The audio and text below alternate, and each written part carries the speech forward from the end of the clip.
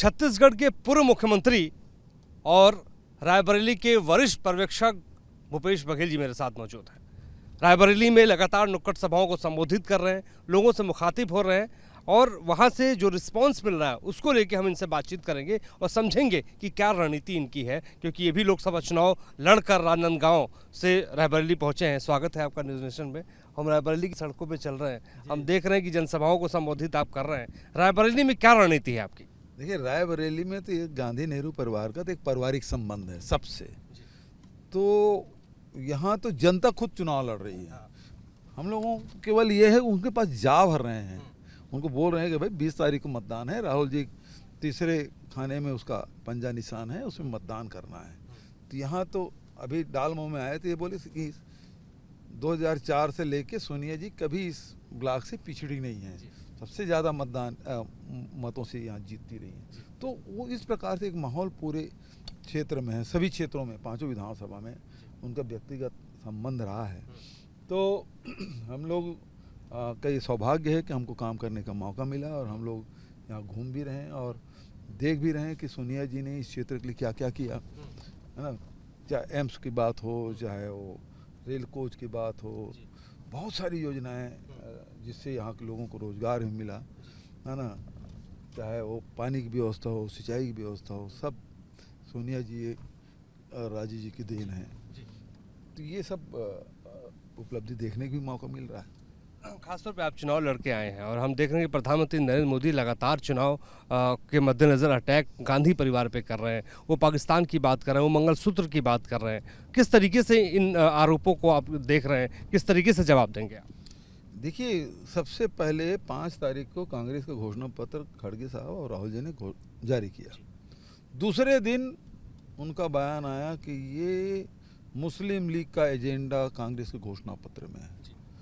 तो पूरे देश भर के लोगों ने, पहले दिन तो घोषणा पत्र जारी हुआ, बहुत लोगों ने सुन भी लिया था, कुछ लोग के हाथ में लगी तो पढ़ भी लिए थे। लेकिन जैसे प्रधानमंत्री ने जैसे कहा, वो सारे लोग घोषणा पत्र खोजना शुरू किए कांग्रेस का, पलटने लगे, उसमें मिला ही नहीं। फिर उन्होंने कहा मंगलसूत्र आपका लेके बांट देंगे। फिर घोषणा पत्र खोजे, मंगलसूत्र भी नहीं है। फिर बोले आपके भैंस खोल के ले जाएंगे, उसको बांट देंगे, वो भी घोषणा पत्र में नहीं। मतलब प्रधानमंत्री झूठे साबित हो गए। अचानक लोगों को, मतलब प्रधानमंत्री झूठ तो पहले बोलते रहे, लेकिन इस प्रकार से लगातार सरासर झूठ बोलते जा रहे हैं जो चीज़ है ही नहीं है। तो एकदम से उन पे विश्वास हटा है और हमारे घोषणा पत्र का प्रचार खूब हुआ, आम जनता तक पहुंच गया। पहले कई पत्रकार कहते थे कि घोषणा पत्र बहुत अच्छा बना है, लेकिन जनता तक कैसे पहुंचेगा। लेकिन ये काम मोदी जी ने बहुत बढ़िया किया। तो मोदी जी ने आपका काम कर दिया। मोदी जी ने हमारा खूब प्रचार किया भाई, हमारे घोषणा पत्र का। लेकिन एक वो कह रहे हैं कि जो है उनको आप लोग गाली दे रहे हैं। अभी कल ही कह रहे हैं कि तुष्टीकरण की राजनीति आप लोग कर रहे हैं। कल उनका भाषण था, वो तो उसके ही बयानों को, पुरानी बयान की बात नहीं, अभी अभी ताज़ा बयानों को देखेंगे तो उसमें बहुत कॉन्ट्राडिक्टिंग मिलेगा, विरोधाभास बहुत मिलेगा। कभी मुस्लिम के बारे आरक्षण की बात करेंगे, कभी नहीं करेंगे, कभी विरोध करेंगे। वो क्या बोल रहे हैं कुछ समझ नहीं आ रहा है। भारतीय जनता पार्टी के लोगों को समझ नहीं आ रहा है कि उसके बोलें तो उसके पक्ष में खड़ा होकर क्या बात करें, क्योंकि लगता मुझे ये है कि उम्र का असर पड़ गया है मोदी जी पर। उम्र का असर पड़ गया है जी। अब 74-75 साल के हो रहे हैं तो असर तो दिख रहा है, क्योंकि जो बातें नहीं है वो बात गड़ के बोल रहे हैं। लेकिन बीजेपी एक वीडियो वायरल कर रही है और उसका कहना है कि मणिशंकर अय्यर पाकिस्तान की बात कर, रिस्पेक्ट करो, एटम बम उनके पास है। इसका क्या जवाब आप देंगे? देखिए, यदि पुरानी बात को आप निकाल रहे हैं तो फिर आपको ये भी बात ध्यान रखना पड़ेगा कि अटल बिहारी वाजपेयी बस लेके लाहौर गए थे प्रधानमंत्री के रूप में, और उसके बाद अटैक हुआ था, पाकिस्तान ने अटैक किया था। दूसरी बात, पूर्व उप प्रधानमंत्री लाल कृष्ण आडवाणी जी, वो गए थे जिन्ना की मज़ार में चादर चढ़ाने और उन्होंने जिन्ना को सेकुलर घोषित किया था।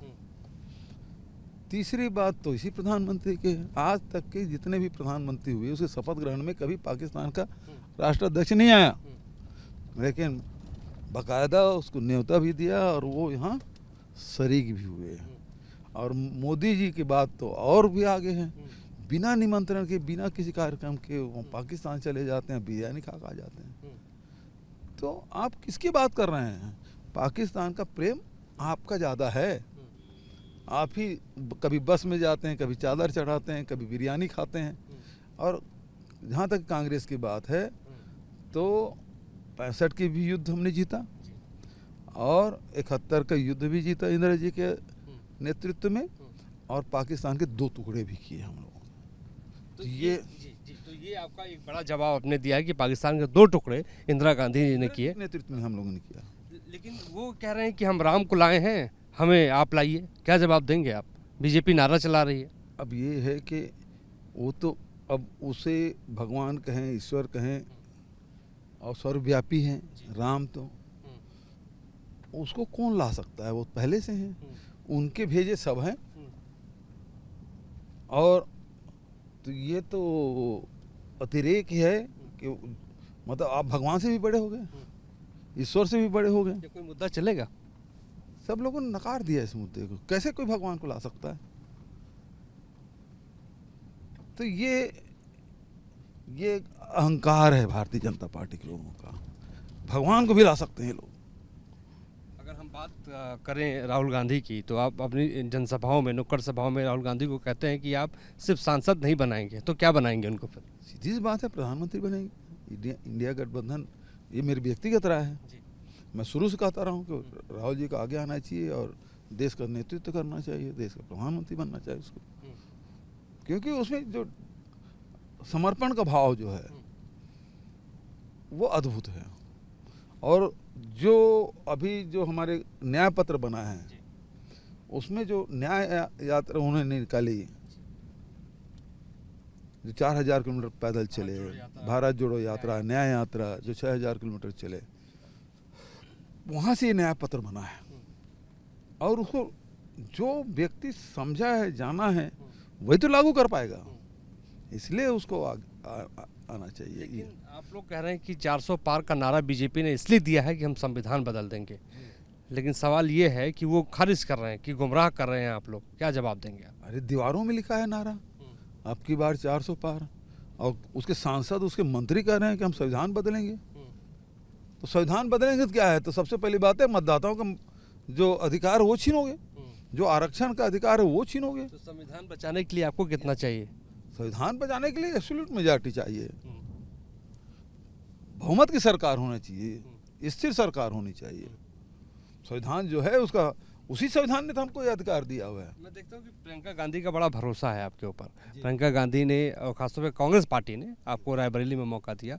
किशोरीलाल शर्मा जी को चुनावी मैदान में स्मृति ईरानी के सामने उतार दिया गया है, और वो कहती हैं कि किशोरी, और बीजेपी कह रही है कि किशोरी तो उनके पीए हैं। क्या जवाब देंगे?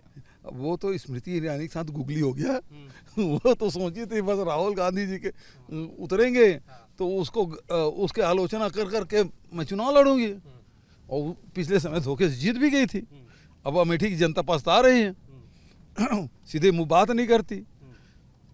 तो जो प्यार मैडम से, राहुल जी से, प्रियंका जी से, किशोरीलाल जी से मिलता रहा, वो तो मिलता नहीं, वहाँ तो दूध काटते हैं। तो ये है कि वो तो सोच के बैठी थी राहुल जी आएंगे तो पूरा देश में, पूरा मीडिया का अट्रैक्शन होगा।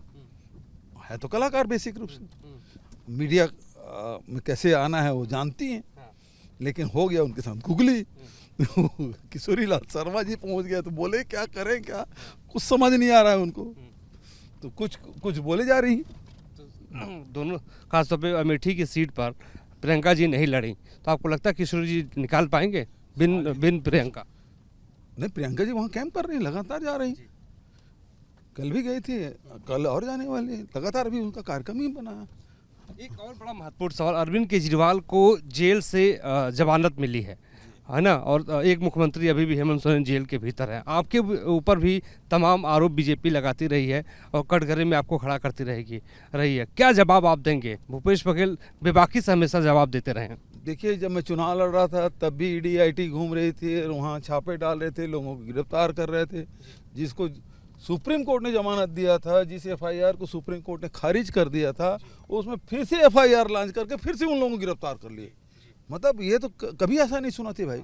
जो हुआ अभी छत्तीसगढ़ में, अभी भी लगातार सब लोगों को परेशानी कर रहे हैं। जैसे मैं रायबरेली आया, पता चला, और भी छापे डाल रहे हैं। तो ये तो बदले के भाव से ये किसी स्तर पे जा सकते हैं। अब जवाब कैसे देंगे इनको, क्योंकि लगातार जनता जवाब देगी, जनता गुट खड़ी होगी, देख पूरे देश की जनता खड़ी होगी।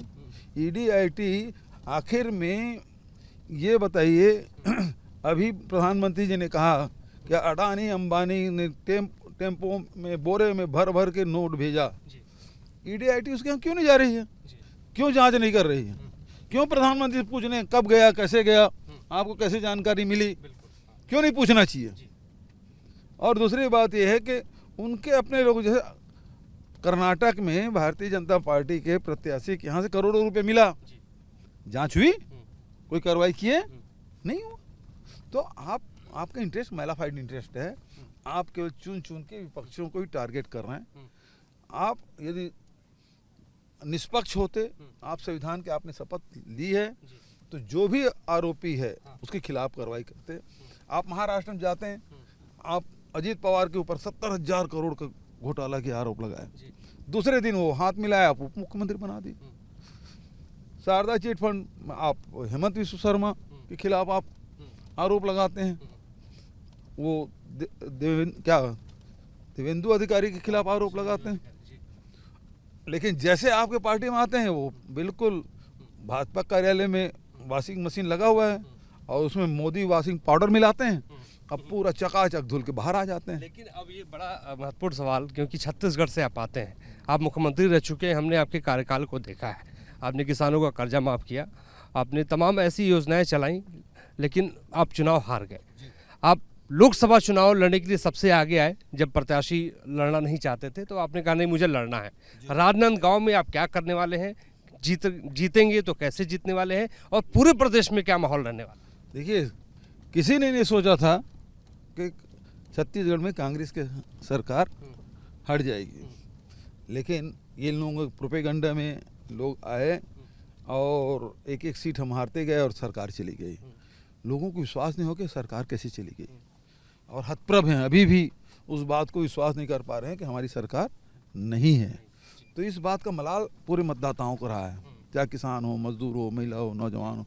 अभी देखिए, स्वामी आत्मानंद अंग्रेजी स्कूल का रिजल्ट, मतलब ये है कि 48 जो मेरिटोरियस बच्चे हैं, उसमें से 28 हैं स्वामी आत्मानंद अंग्रेजी स्कूल से निकले हुए हैं, जो परसों रिजल्ट आया।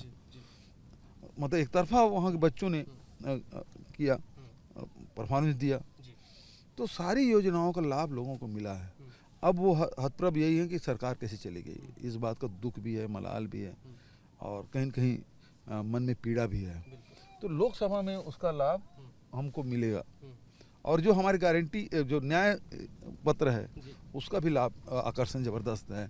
तो दोनों चीज़ मिला के हम छत्तीसगढ़ में बहुत अच्छा परफॉर्मेंस लोकसभा में करेंगे। उसका जो विधानसभा हारने का जो भरपाई है वो लोकसभा में करेंगे। गए थे तो वहाँ पे अभी भी नारा लोग लगाते हैं काका अभी जिंदा है, तो काका कितने मतों से जीतेगा इस बार? लाखों मतों से जीतेंगे, अच्छा वोटों से जीतेंगे। कितनी सीटें आ रही हैं? अधिकांश सीट हम जीतेंगे, कोई सीट नहीं है जिसमें हम कमज़ोर हैं। अच्छे लड़े हैं हमारे सब साथी, कार्यकर्ता अच्छा लड़े हैं, कार्यकर्ता डिमोरलाइज नहीं हो। जैसे नामों की घोषणा हुई, उत्साह आ गया लोगों में, बहुत बढ़िया कांग्रेस ने कैंडिडेट दिया है, चाहे वो कवासी लखमा की बात करें, चाहे चाहे वो कांकेर के कैंडिडेट की बात हो, कहीं भी कैंडिडेट हो, सब में भारी उत्साह आया, और जो मायूसी थी वो एक झटके में ख़त्म हो गया। तो हम रायबरेली की सड़कों पे हैं, भूपेश बघेल जी से हम खास बातचीत कर रहे थे। हमने तमाम मुद्दों पे बात की कि इनकी रणनीति क्या है, मैनिफेस्टो क्या है, और ये खुद जहाँ से आते हैं, क्योंकि छत्तीसगढ़ से ये चुनाव भी लड़ रहे हैं, राजनांदगांव से। हमने उस चुनाव को भी कवर किया था, और जब हमने वहाँ के लोगों से बात की तो वहाँ पे खासतौर पे ग्रामीण इलाकों में लोग ये कहते हुए नजर आए कि काका अभी जिंदा है। तो लेकिन बीजेपी के भी उम्मीदवार वहाँ से चुनाव लड़ रहे हैं। अब देखने वाली बात यही होगी कि छत्तीसगढ़ से लेकर रायबरेली तक किस रूप में, किस तरीके से कांग्रेस का प्रदर्शन रहता है। ग्राउंड जीरो से हम आपको यही बताने की कोशिश कर रहे हैं कि सियासी तापमान देश के सबसे हाई प्रोफाइल लोकसभा सीटों में से एक रायबरेली के भीतर किस रूप में है, किस तरीके का है। हमारे सहयोगी विकास कुमार राय के साथ मोहित राज दुबे, न्यूज़ नेशन, रायबरेली।